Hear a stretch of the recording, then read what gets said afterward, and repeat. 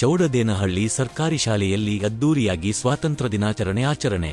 ಚಿಂತಾಮಣಿ ತಾಲೂಕಿನ ಚೌಡದೇನಹಳ್ಳಿ ಸರ್ಕಾರಿ ಶಾಲೆಯ 78ನೇ ಸ್ವಾತಂತ್ರ್ಯ ದಿನಾಚರಣೆಯನ್ನು ಸಡಗರ ಸಂಭ್ರಮದಿಂದ ಆಚರಿಸಲಾಯಿತು.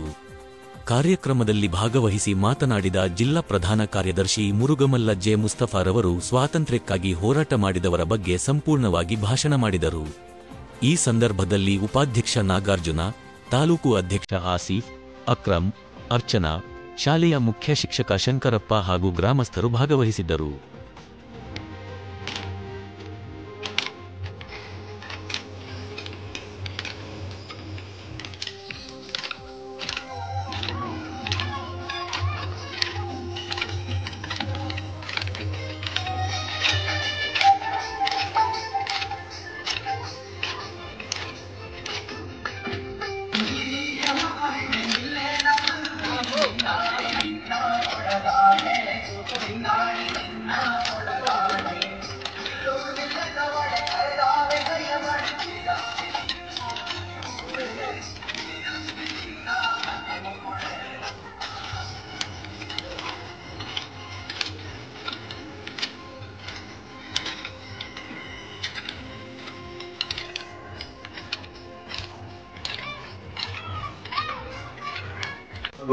ಚೌಡದೇನಹಳ್ಳಿಯ ಗ್ರಾಮಸ್ಥರೇ, ಚೌಡದೇನಹಳ್ಳಿ ಶಾಲೆಯ ಪುಟಾಣಿ ಮಕ್ಕಳೇ, ಎಲ್ಲರಿಗೂ 78ನೇ ಸ್ವಾತಂತ್ರ್ಯ ದಿನಾಚರಣೆಯ ಶುಭಾಶಯಗಳು.